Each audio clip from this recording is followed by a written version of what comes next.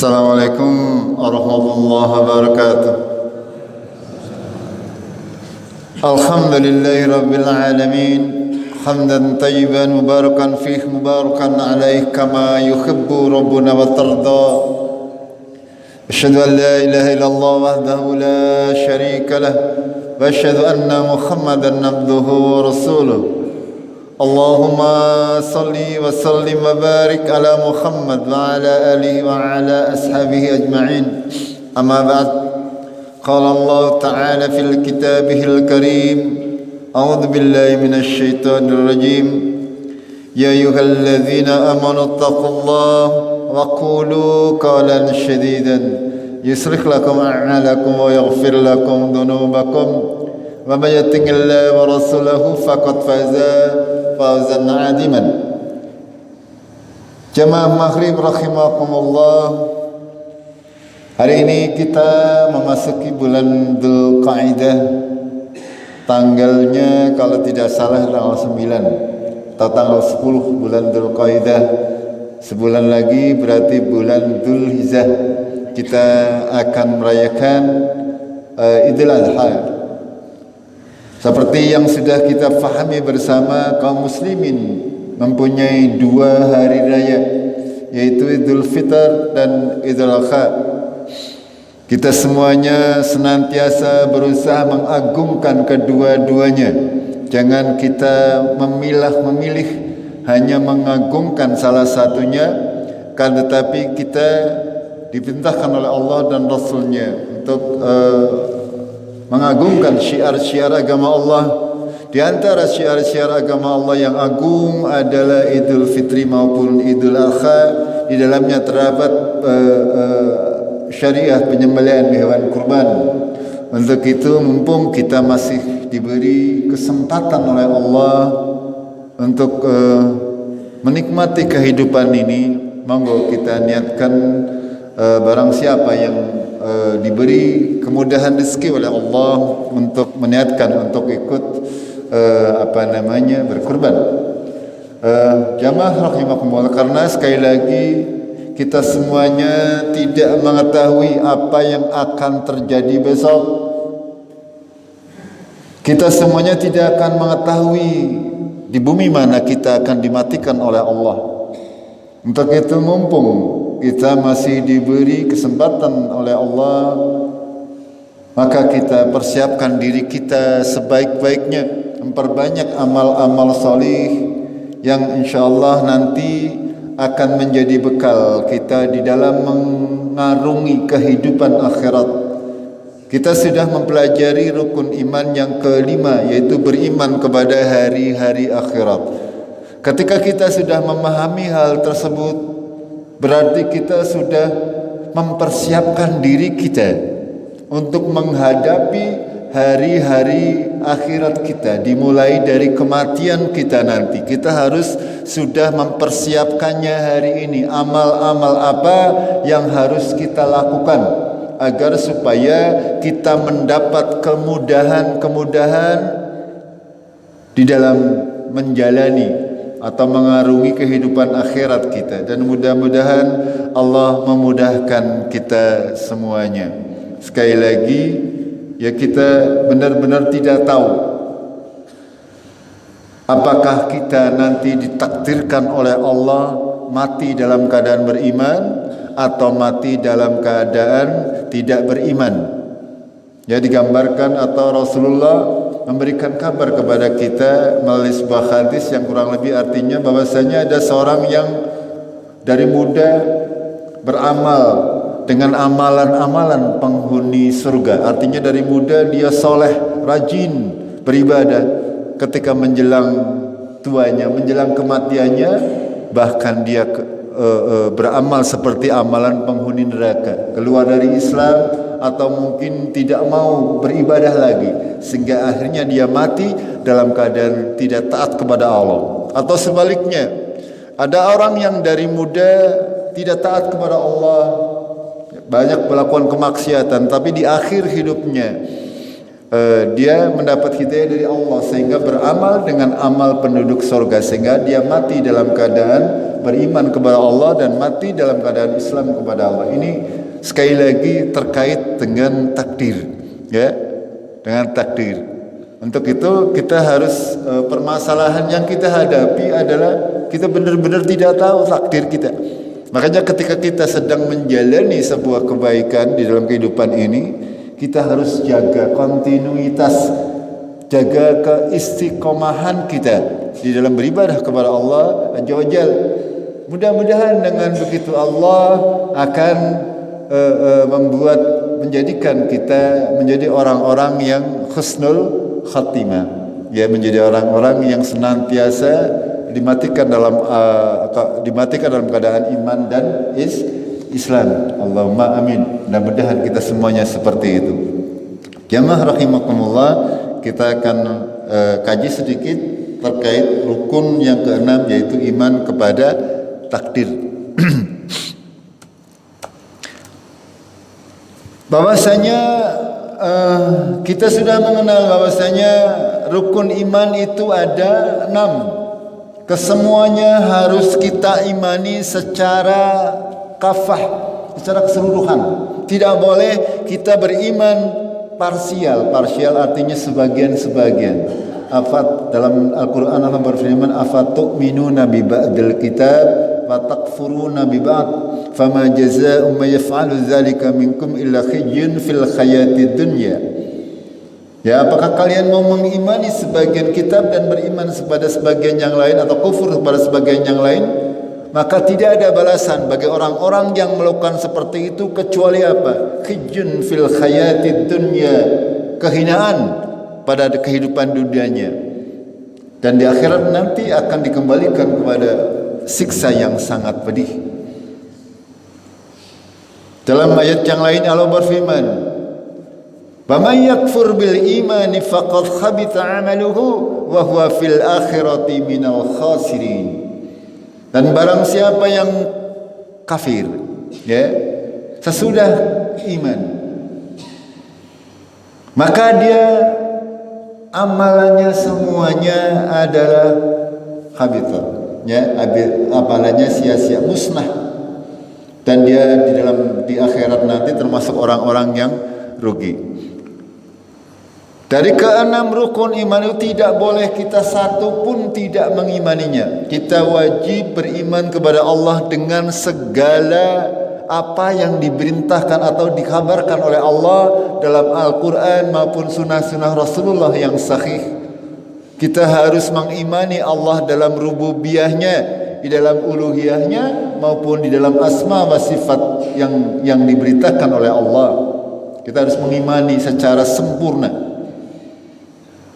Jangan sampai kita beriman kepada sebagian saja, karena balasannya barang siapa yang beriman kepada sebagian, maka dia tidak beriman kepada keseluruhannya.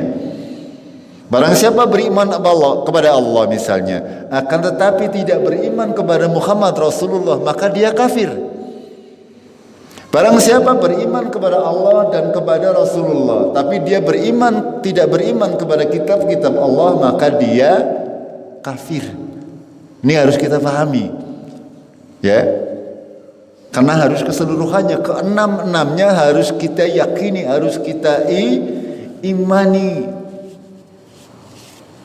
Karena banyak ya di antara manusia itu mereka beriman kepada Allah, beriman kepada Rasulullah, beriman kepada kitab, beriman kepada malaikat, akan tetapi dia tidak beriman pada hari akhir. Akhirnya apa? Akhirnya akidahnya rusak. Makanya dia kembali, ya.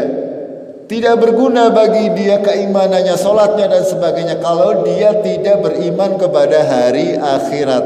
Begitu juga ketika dia tidak beriman kepada takdir, itu tak berguna semuanya. Bahkan mungkin bisa mengeluarkan dia dari Islam. Itu. Makanya kita harus senantiasa memupuk keimanan kita. Harus senantiasa kita update, kita perbaharui keimanan kita. Kita kuatkan keimanan kita dengan menambahkan ilmu yang bermanfaat. agar akal kita, agar hati kita tentram di dalam keimanan kepada Allah Azza wa Jalla.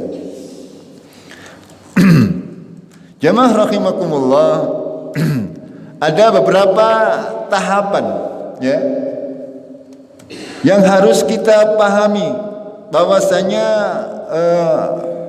kita harus mengimani bahwasanya Allah itu telah mengilmui segalanya sebelum mencipta. Sebelum Allah menciptakan seluruh yang ada di bumi, seluruhnya ya, seluruhnya apa yang di langit dan bumi Allah menciptakan itu adalah Allah sudah mengilmuinya. Ibarat seorang yang mau membuat rumah, seorang arsitek, yang pertama harus dilaksanakan adalah rencana. Gini betul? Rencana itu bisa berupa napa mawon? Ana gambare, ana rincian belanjanya, rincian barangnya detil. Ya.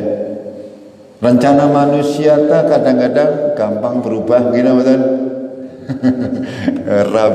Rab ya, namanya rencana anggaran belanja. Rencanane 100 dadi 200 apa maning kerjaan omah nggih panjenengan. Rencanane kur 10.000 ya, kenyataannya malah nganti 30.000. Ini rencana manusia. Berbeda dengan rencana Allah Azza wa Jalla. Ketika Allah berkehendak untuk menciptakan sesuatu, Dia sudah punya perencanaan yang super bagus. Sebelum Allah menciptakan langit, bumi dan segala apa yang ada, Allah sudah merencanakannya dengan baik. Kalau panjenengan yang muda barangkali, ya, yang namanya program komputer itu kalau tidak direncanakan ya tidak akan bisa. Pertama direncanakan mau seperti apa. Ini kok kenapa HP lah yang mudah, HP kenapa bisa mengirim gambar, bisa itu semuanya adalah rencana, program. Apakah Allah tidak tahu cara membuat HP? Gawe wong bete ya apa maning gawe HP, gampangnya seperti itu. Ya, panjenengan ketika kita berpikir, ya, dari kabel ini ke situ, masuk ke situ, itu jalannya tuh ngendi? Gini buatan, ini buatan manusia, kata Allah. Apalagi bikinan Allah Azza wa Jalla. Allah sudah merencanakan itu semuanya. Ya, dalam Al-Quran atau dalam banyak ayat dalam Al-Quran, Allah berfirman menegaskan, di antaranya surat Al-Baqarah, wallahu bikulli syai'in alim. Allah Maha mengetahui segala sesuatu. Arab ana perang antara Rusia karo Ukraina, bukan berarti Allah tidak tahu, ya, Allah tahu. Mau ada tsunami di Aceh, mau ada apa ya di kita, apa yang akan terjadi, apa yang belum terjadi, apa yang akan terjadi, Allah pasti mempunyai ilmunya. Nih, ya ini secara singkat saja. Ya, kalau kita berbicara masalah takdir terlalu jelimet nanti panjenengan bingung. Kita bicara yang mudah-mudah, yang ringan-ringan mawon. Gitu. Juga dalam ayat yang lain Allah berfirman, alam tara annallaha ya'lamu ma fis samawati wa ma fil ard. Tidaklah kalian mengetahui bahwasanya Allah mengetahui apa-apa yang di langit dan yang ada di bumi. Sekali lagi, Allah mengetahui apa-apa yang ada di langit dan apa-apa yang ada di bumi. Apapun yang terjadi di dunia ini Allah mengetahui. Wa ma yakunu min najwa salasatin, dan tidaklah dari orang yang bercakap-cakap, orang yang berkumpul 3 orang, salasatin, illa huwa rabi'uhum, kecuali dia yang keempatnya, Wala khamsatin, tidaklah 5 kecuali illa huwa sadisuhum, kecuali dia yang menjadi yang ke-6. Wala adna min dzalik wala aqsar, tidaklah yang lebih sedikit daripada itu ataupun yang lebih banyak, illa kecuali huwa ma'ahum, kecuali dia bersama mereka. Kita berkumpul berapa orang di sini? Ada 100 orang. Itu Allah bersama kita. Ya. Baik di dalam kebaikan maupun di dalam keburukan. Itu maknanya. Ya. Akan tapi bukan berarti Allah ridho dengan keburukan. Nanti ada 2 orang mencuri, yang ketiga Allah mau panjenengan menafsirkan seperti itu. Jangan tidak seperti itu maksudnya. Artinya Allah pasti mengetahui. Panjenengan berbisik-bisik dengan tetangga berduaan, ujar-ujarnya langkah sing ngerti. Allah mengetahui. Ya. Ma yakunu min najwa salasatin illa huwa rabi'uhum wala khamsatin illa huwa sadisuhum wala adna min dzalik wala aqsar illa huwa ma'ahum aina ma kanu, dimanapun mereka berada. Summa yunabbi'uhum bima amilu, kemudian akan diberitahukan terhadap apa-apa yang mereka kerjakan. Kapan? Yaumal qiyamah, pada hari kiamat. Innallaha bikulli syai'in alim. Gitu. Ini makna tahapan pertama dari kita yang harus kita fahami sebelum kita memahami masalah takdir, bahwasanya Allah itu mengilmui segalanya sebelum mencipta. Allah menciptakan manusia itu diilmui semuanya. Allah menciptakan apa yang diciptakan oleh manusia semuanya. Ya, bahkan dalam ayat yang lain Allah berfirman, "Ma khalaqta hadza batilan." Tidaklah engkau menciptakan ini untuk sia-sia. Allah menciptakan segala sesuatu itu ada hikmahnya. Kenapa sih Allah kudu menciptakan ketunggeng misalnya? Gitu kan? Ya, dahulu tidak diketahui manfaatnya siki. Akeh sing ngelati nggih. Nggih mboten dahulu tadi ora kanggo nek siki. Sing jenenge tekek gemen ora. Ya kalau Allah tidak menciptakan nyamuk, nggih, sudah barang tentu tidak ada karyawan obat nyamuk. Gini betul. Sekarang dari nyamuk saja Allah sudah memberikan rezeki kepada berapa manusia di muka bumi. Hanya dengan pikir itu. Ya.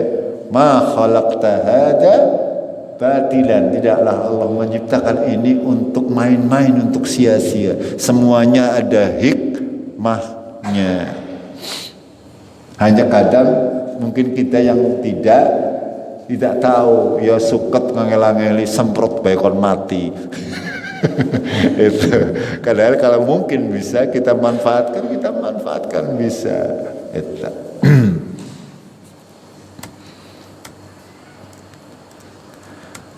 Lalu berikutnya kita mempelajari cakupan itu ilmu Allah.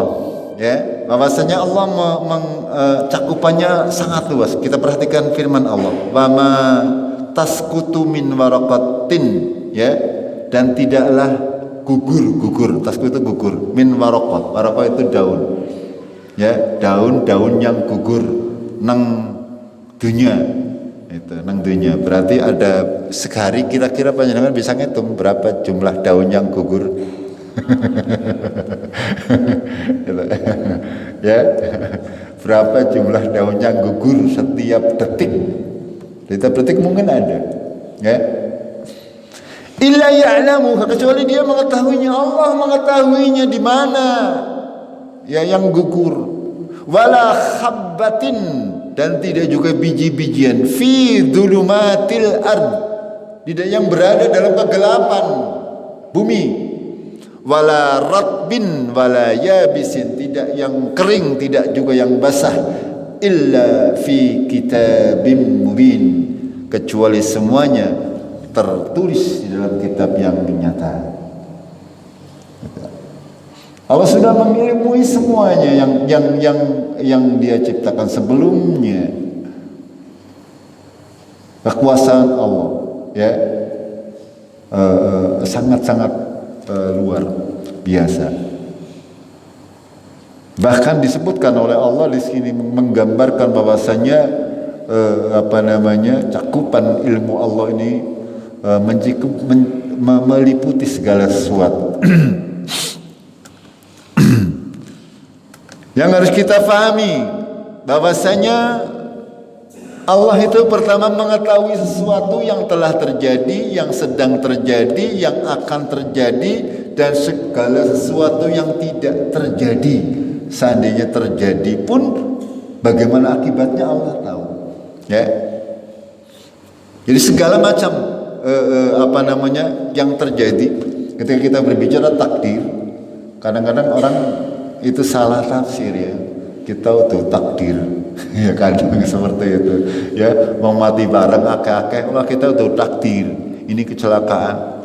Semuanya itu merupakan ketentuan Allah tabarak wa ta'ala. Makanya kita harus paham bahwasanya ilmu Allah itu meliputi sesuatu yang telah terjadi, yang sedang terjadi, yang akan terjadi, dan sesuatu juga yang tidak terjadi. Itu juga Allah mengetahuinya semuanya. Seandainya pun terjadi, maka Allah tahu bagaimana kelanjutannya. Ya. Panjenengan misalnya ada contoh yang mudah, ya. Ketika terjadi kecelakaan bis yang masuk ke Sungai Serayu, itu ada seorang yang dilalah mau naik bis itu tidak jadi. Ya, itu Allah mengetahui bahwasanya seandainya pun ya dia mau naik, kesudahannya seperti apa Allah tahu. Ini secara dalam kehidupan dunia ya, contoh yang mudah. Dalam kehidupan akhirat itu juga lebih tahu lagi. Orang kafir ketika sudah sampai di akhirat, mereka menyesal, meminta kepada Allah, ya Allah kembalikan saya ke dunia, saya akan beriman ngernyong urip maning. Itu mereka janjinya seperti itu. Akan tetapi Allah tahu ketika dikembalikan ke dunia, ya kafir maning. Ngene mboten pada pekaro kita semuanya kau ngerti duit paribasane gelem salat terus wis duwe duit temen ya. Itu seperti itu. Misalnya itu seperti itu. Ini. Ya seperti dalam firman Allah. Walau ruddu la'adu limanuhu anhu wa innahum lakadzibun, kata Allah. Ini terkait dengan orang-orang kafir. Kalau sekiranya dikembalikan ke dunia, ya, mereka akan kembali kepada apa-apa yang dilarang daripadanya. Wa innahum, sesungguhnya mereka adalah orang-orang yang pendusta. Itu seperti itu. Allah mengetahuinya. Ketika Allah menunda sesuatu itu tidak terjadi, itu hikmahnya ya itu akan diketahui oleh kita. Ya, cara wong Jawa ning untung wis tabrakan untung sing tugel tangane utusi. Ada kan seperti itu. Ada orang Jawa kan untung terus gitu. Untung ya itu seperti itu, biasanya kita seperti itu. Nah. Kita lanjutkan. Tahapan kedua yaitu pencatatan. Setelah mengilmui, ya, itu dicatat oleh Allah di dalam Lauh Mahfuz, sama seperti arsitek tadi. Ya, rencana-rencana. Ini kita berbicara manusia. Kalau Allah sih yang maha sempurna nggih. Kalau kita manusia secara mudahnya, ya ilmunya sudah bisa. Panjenengan arep gawe omah ora ada ilmu ya ora gadang tayeng boro-boro rencana. Arep ngitung ke usuke pira, ke penglarine kudu pira. Tekan butuh duitnya pira, tukangnya pira, itu harus punya ilmu. Apa maning si Arab gawe srengenge matahari.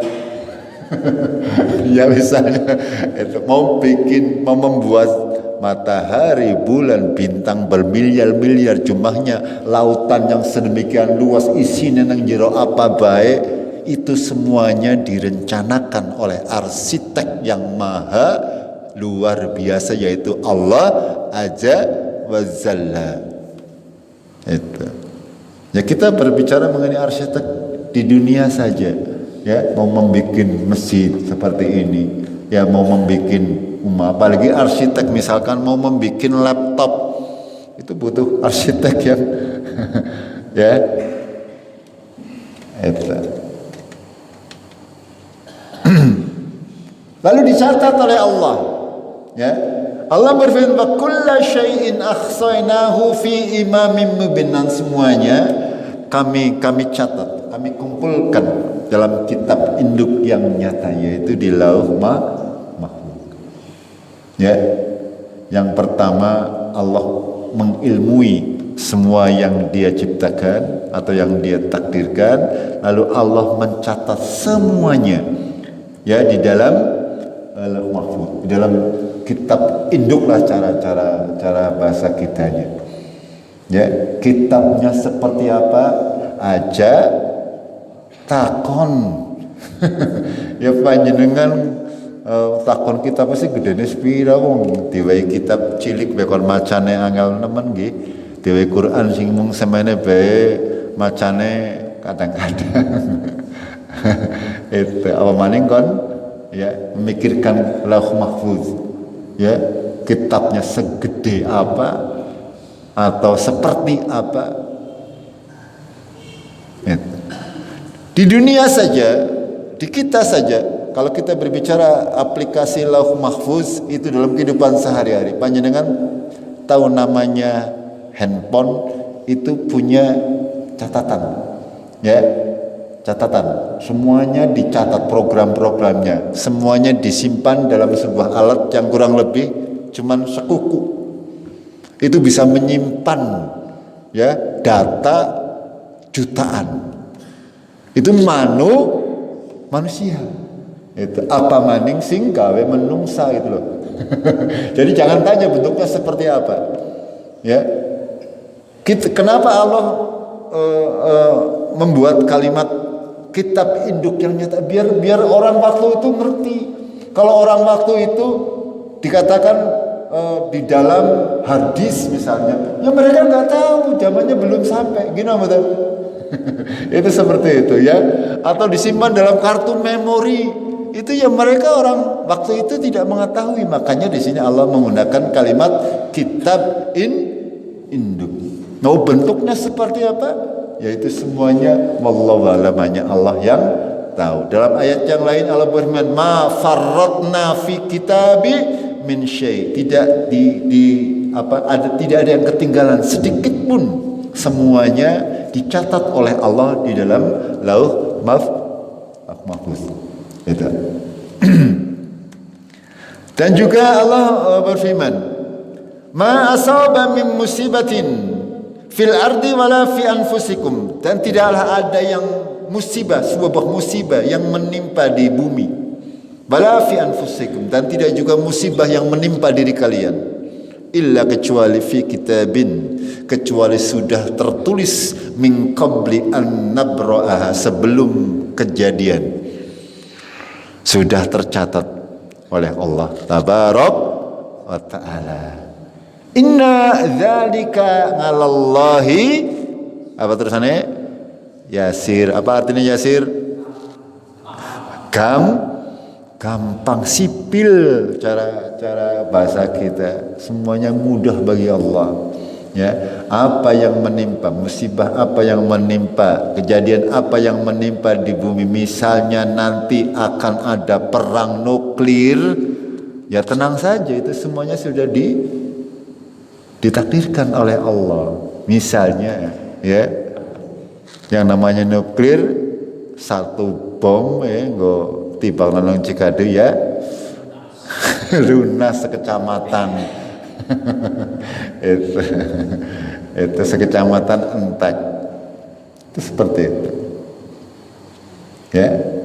Dan ini semuanya kata Allah sudah dicatat oleh Allah tabaraka wa taala, yang besar-besar apa mani termasuk yang kecil-kecil.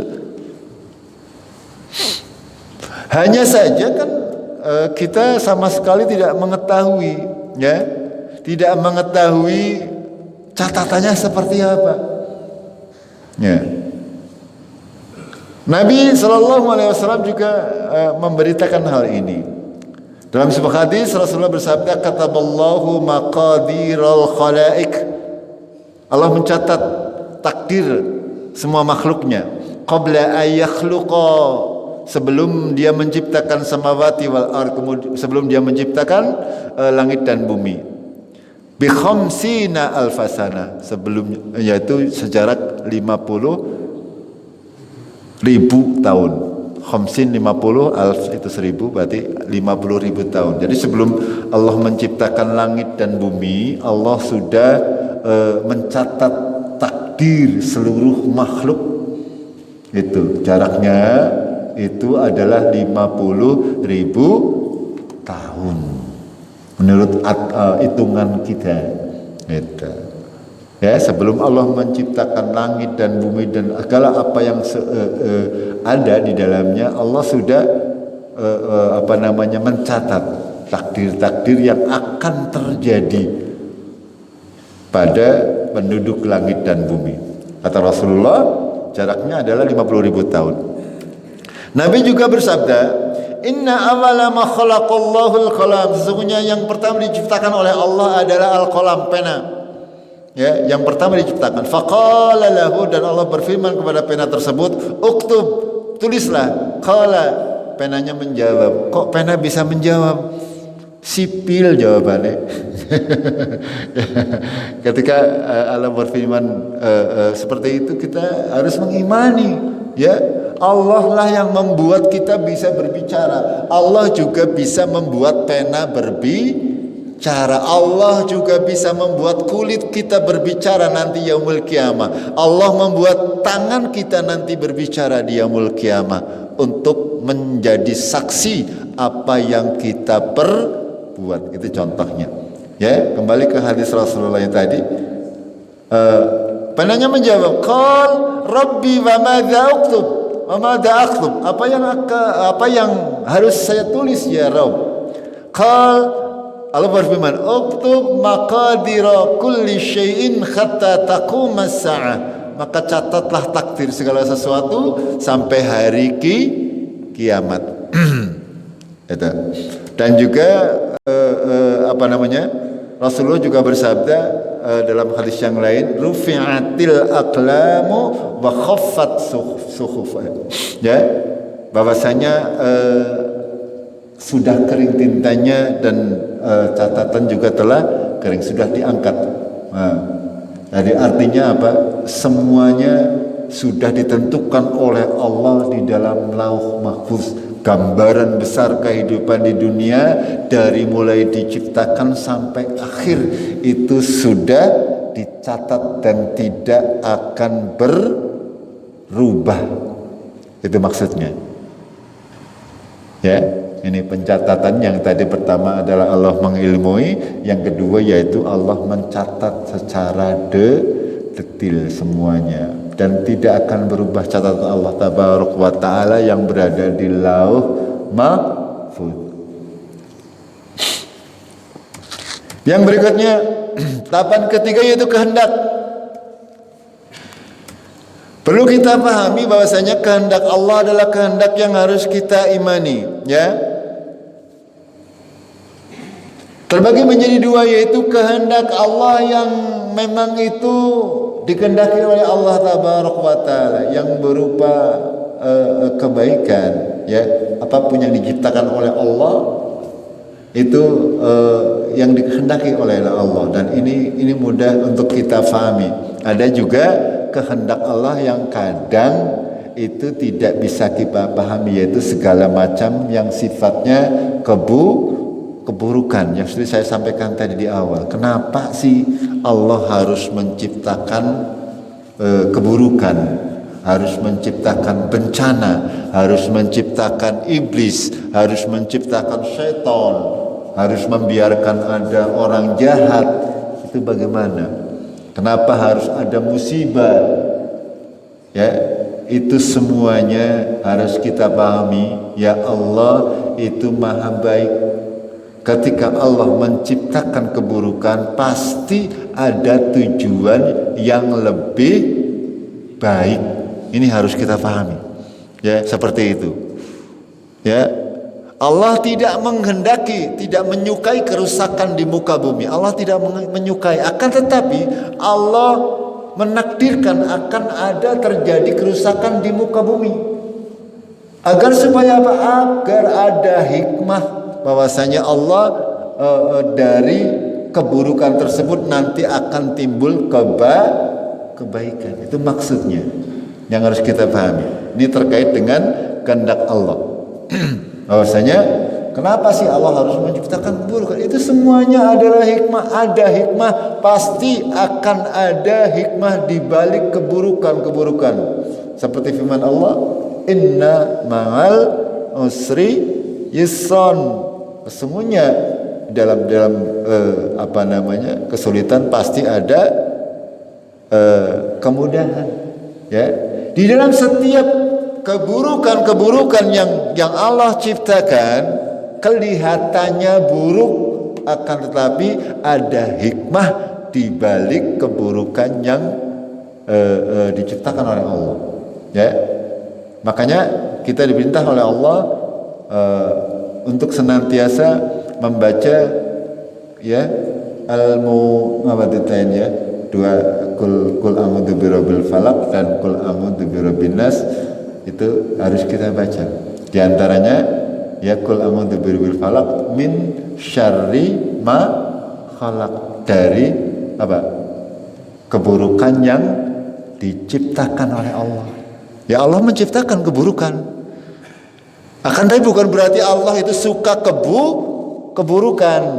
Allah menciptakan keburukan itu ada hikmahnya. Sekali lagi, ya. Dalam sebuah ayat Allah berfirman, "Dhaharal fasadu fil barri wal bahri bima kasabat aydin nas." Dhaharal fasad, sudah nampak fasad, kerusakan, fil barri wal bahri, di darat maupun di laut, bima kasabat aydin nas, disebabkan oleh perbuatan tangan-tangan manusia. Kenapa Allah membiarkan hal tersebut terjadi? Ya, kenapa bumi dibiarkan rusak, laut dibiarkan rusak oleh Allah? Kalau Allah berkehendak, pasti tidak rusak juga pasti bisa. Gini betul? Tapi Allah membiarkan hal tersebut. Apa lanjutannya? Liyudhiqahum ba'dalladzi 'amilu la'allahum yarji'un. Agar supaya mereka merasakan perbuatan hasil akibat dari perbuatan tangan-tangan mereka. Agar supaya mereka yarji'un, kembali. Itu tujuan Allah. Ya. Tujuan Allah seperti itu. Ya. Tampak jelas kerusakan-kerusakan yang terjadi di bumi, di darat dan di lautan. Jadi di bumi ini karena sebab tangan-tangan jahil manusia. Bukan berarti Allah menyukai keburukan sehingga dibiarkan. Akan tetapi Allah berkehendak membiarkan seperti itu agar supaya orang-orang itu merasakan ya dampak buruk dari perbuatan mereka. Ya, anggar panjenengan membuang sampah sembarangan mengko mesti banjir. Niku sing mbok. Ya ambune ora genah, misalnya seperti itu. Kenapa Allah membiarkan hal tersebut? Ya, ada hikmah agar supaya panjenengan paham, agar supaya manusia tahu bahwasanya perbuatan-perbuatan buruk itu akan berdampak pada kita. Itu. Kalau panjenengan sukanya ya misalnya menggunakan misalkan rumput tadi yang saya sampaikan, menggunakan pembunuh rumput, dampaknya jelas ada. Dampaknya ada. Itu. atau keburukan-keburukan yang lain banyak sekali yang disebutkan oleh Allah. Dan kita ini memasuki zaman-zaman akhir, sangat banyak keburukan yang terjadi baik di langit maupun di bumi. Mulane ya sekarang itu banyak terjadi bencana seperti itu, gara-garanya ada banjir, ada tanah longsor dan sebagainya. Pada prinsipnya adalah karena apa? Bima kasabat aidinas, dengan sebab yang diperbuat oleh tangan-tangan manusia. Yang berikutnya ya, ini diantara hikmahnya ya, Allah menciptakan iblis menurut para ulama ya. Dengan adanya iblis atau keburukan secara umum ya, iblis itu mewakili keburukan ya. Makanya dengan adanya keburukan tersebut Allah menguji manusia, siapa yang taat dan siapa yang tidak taat. Gitu. Lalu dengan adanya iblis, Allah memunculkan hamba-hambanya yang rela berkorban dengan hartanya, bahkan dengan jiwanya hanya untuk Allah Azza wa Jalla. Dengan adanya iblis, maka ada sebagian hamba yang berdosa kemudian bertobat. Tentunya taubat adalah ibadah yang sangat Allah cintai. Lalu dengan adanya iblis, maka tampak sifat kemaha ampunan Allah sekaligus kerasnya siksaan bagi para penghuni. Ini diantara hikmah ya, kenapa Allah mesti menciptakan iblis atau keburukan secara umum. Kenapa Allah menciptakan keburukan agar kebaikannya timbul? Itu seperti hikmahnya seperti itu. Kenapa harus ada penderitaan? Ketika kita menderita, ketika kita bahagia, nanti ada perbandingannya ya. Allah senantiasa seperti itu, menciptakan segala sesuatu berpasang-pasangan. Itu ada kebaikan, ada keburukan, ada kesulitan, ada kemudahan. Semuanya ada hikmahnya. Jadi Allah sama sekali tidak menciptakan iblis godolanan. Itu.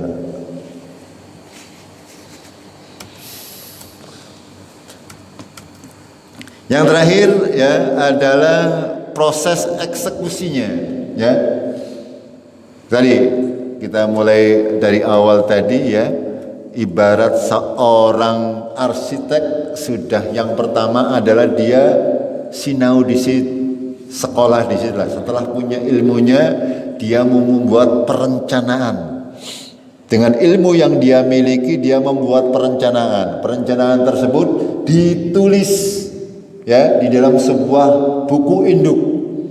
Ketika sudah ditulis, lalu mempunyai keinginan untuk menjalankan apa-apa yang sudah dia rencanakan dan sudah ditulis di keinginan ya.